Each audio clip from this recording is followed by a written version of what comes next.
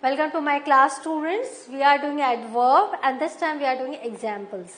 आपने पहले क्लास में देखा था what are the adverbs. आपको पता है adverbs जो है वो noun, adjective और other adverbs को क्या करता है, modify करता है. और adverbs को हम generally कैसे जानते हैं, जब ly ली word रहा, कोई भी word के बाद ली रहा तो हम समझ सकते हैं this is an adverb. और adverb क्या बताता है, manners, place, time, डिग्री, इनको ये क्या एडवर्ब जो है वो हमें बताता है. तो in this session what will we do, we are doing the examples taken from your own book that is Beehive and First Flight. So go through the examples and with the page number I have mentioned it, so it will be easier for you to understand how it has come, because पहले ही हमने adverb के बारे में पूरी जानकारी आपको दी है. Let's start. Examples from text, and this is page number 11. Beehive, class 9. This is for you. Find the sentences in the lesson which have the adverbs given in the box below. तो which chapter is the first chapter? The fun we had. तो वहां पर आपको कितने सारे adverbs मिले हैं, देखो. Awfully, sorrowfully, completely, loftily, carefully, differently, quickly and nonchalantly. तो जब इतने सारे वर्ड्स आपको मिले हैं, ये सारे एडवर्ब हैं और आपके चैप्टर्स में हैं, तो when you will go through that, what is the reason of giving this exercise? Just to make you aware कि yes, there are adverbs in the sentences and you will have to learn and you will have to use them in your writing also. Let's start. See, this is from the fun we had. They turned the pages, Tommy and Maggie, which were yellow and crinkly, and it was awfully funny. It was funny, but it was awfully funny. What does it shows? It shows degree. Awfully funny to read words that stood still instead of moving the way they were supposed to on a screen, you know. तो आपने देखा इस पूरे 1, 2, 3, 4, 5 lines में एक adverb है और जो कि फनीनेस को डिग्री में दे, awfully funny. The mechanical teacher had been giving her test after test in geography and she had been doing worse and worse until her mother had shaken her head sorrowfully and sent for the county inspector. This is shaken her head sorrowfully, right? Manner. Now, they had once taken Tommy's teacher away for nearly a month because the history sector had blanked out completely. That means showing कि yeah, totally it was worse, it was totally, it needs repair. So here completely, this is again an adverb. He added loftily. Loftily is a manner, pronouncing the words carefully. Centuries ago. So here you are seeing how adverbs are used. But my mother says a teacher has to be adjusted to fit the mind of each boy and girl it teaches, and that each kind has to be taught differently. Has to be taught differently. Different people have different mindset, different level of understanding. So a teacher must have to fit according to the understanding of each and every child. So the way of teaching must differ from child to child. So this is said कि हम teachers को according to the students अपने way of teaching को बदलना चाहिए, थोड़ा अलग करना चाहिए. तो यहाँ आपने देखा डिफरेंटली का यूज हुआ और जो कि एक एडवर्ब है. I didn't say, I didn't like it. Maggie said quickly. तो यहाँ quickly भी एक एडवर्ब है. आपने देखा कैसे एडवर्ब्स का यूज हो रहा है. Maybe he said nonchalantly. तो बोले कि हो सकता है, लेकिन उसने nonchalantly without any किसी भी इच्छा के, किसी भी मतलब कंसर्न के उसने कहा. He said nonchalantly. Now, second exercise क्या है? Use these adverbs to fill in the blanks in the sentences below. This is again Beehive chapter 1. The report must be read carefully. Must be read carefully का मतलब manner, not carefully, with care, with attention. You'll have to read that so that performance can be improved. At the interview, Samir answered our questions loftily. Obviously, when you are answering the questions, आप बहुत ही नरम तरीके से loftily आप answers को दोगे, shrugging his shoulders और बहुत ही आसानी से, right? We all behave differently when we are tired or hungry. Yes, हमारा जो action है वो differ हो जाता है person to person. हम जब टायर्ड होते या हंग्री होते, कोई भूख ज्यादा लगती तो चिल्लाने लगता है, कोई भूख ज्यादा लगती तो चुपचाप हो जाता है, कोई का एक्शन सब अलग होते हैं. तो we all behave differently when we are tired और हंग्री. तो किस तरह से हमने एडवर्ब का यूज किया. तो अब एडवर्ब आपको बहुत ही अनजान नहीं लगेगा क्योंकि हर जगह आप एडवर्ब देख रहे हो. The teacher shook her head sorrowfully when Ravi lied to her. तो sorrowfully I completely forgot about it. मैं इसके बारे में बिल्कुल भूल चुका था. I forgot about it, but completely forgot about it. तो इसने क्या किया? एक modify किया the word forgot को. When I complimented Revanti on her success, she just smiled nonchalantly and turned away.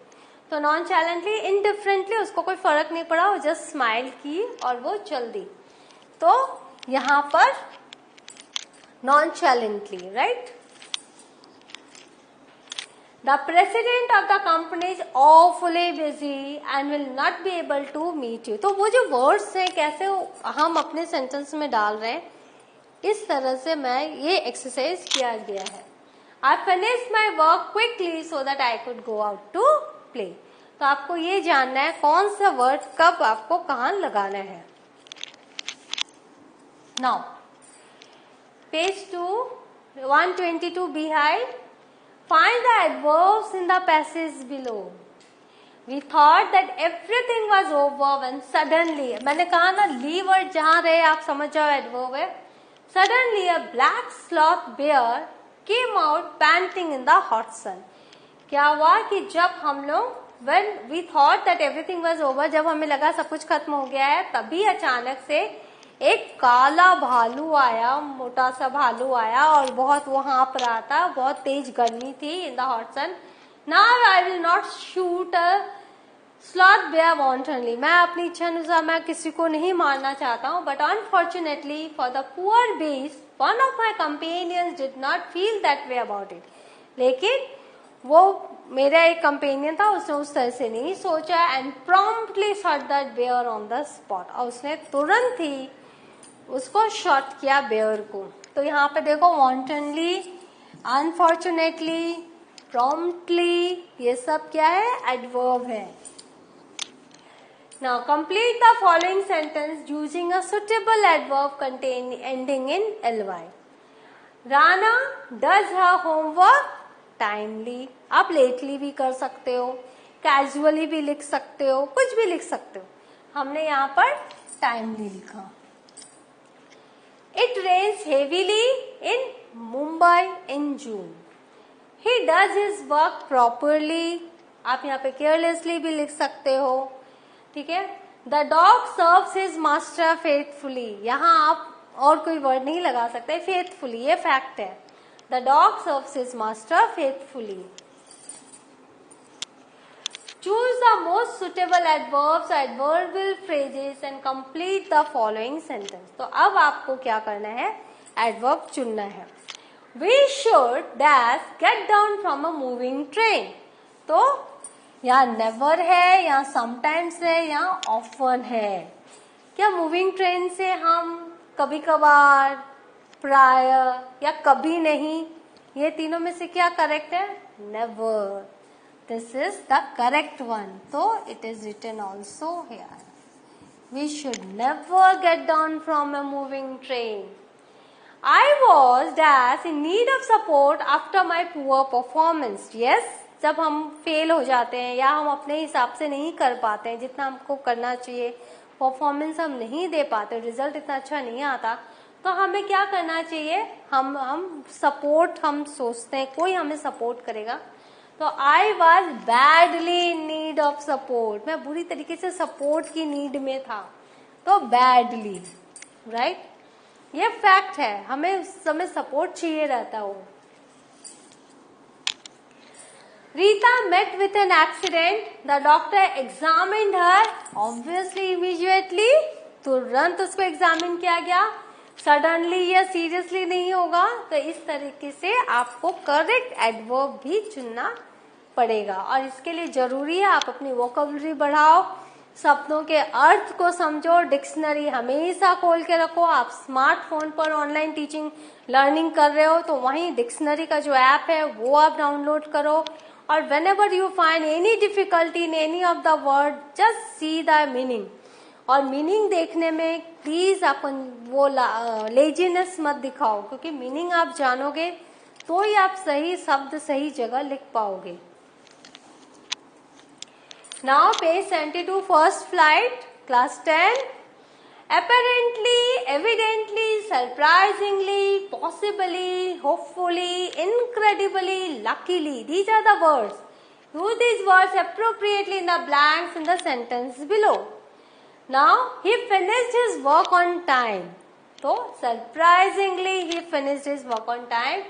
क्योंकि apparently, evidently, possibly, hopefully, incredibly, luckily, यहाँ luckily he finished his work on time, luckily आप लिख सकते हो, but यहाँ surprisingly.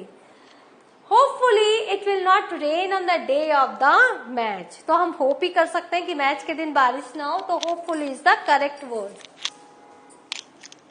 Evidently he had been stealing money from his employer.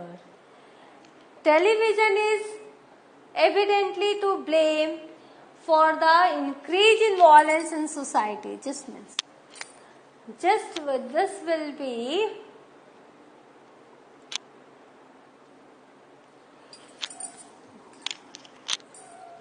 this can be, you can write it possibly, this can be possibly also, possibly he had been stealing money from his employer. हो सकता है कि वही चुरा रहा हो। Television is evidently to blame for the increase in violence in society. The children will hopefully learn from their mistakes. I can't possibly lend you that much money.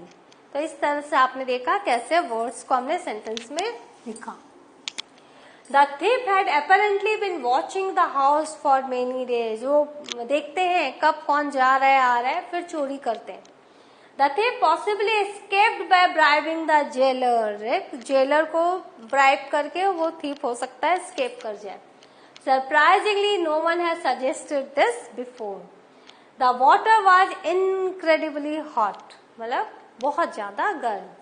तो इस तरह से आपने देखा कैसे हमने वर्ड्स को यूज किया सेंटेंसेस में। So, what have we learned today? We have learned with the examples, the adverbs, uses of adverbs. We have learned definition, we have learned types, now we have learned how to use adverbs in the sentences. और ये exercise के through है, तो आपने लिखा, आपने correct किया, लेकिन आप अपनी राइटिंग में भी एडवर्ब्स को आप यूज करो। और जो चैप्टर्स हैं उसे ज्यादा से ज्यादा पढ़ो, और जब भी एडवर्ब आए उसे अंडरलाइन करो, और डिक्शनरी में जाकर आप देखो कि वो वर्ड एडवर्ब है कि नहीं। So hope you have learned how to use adverbs. In the next session I will be here with another topic. Till then have a good revision. Thank you.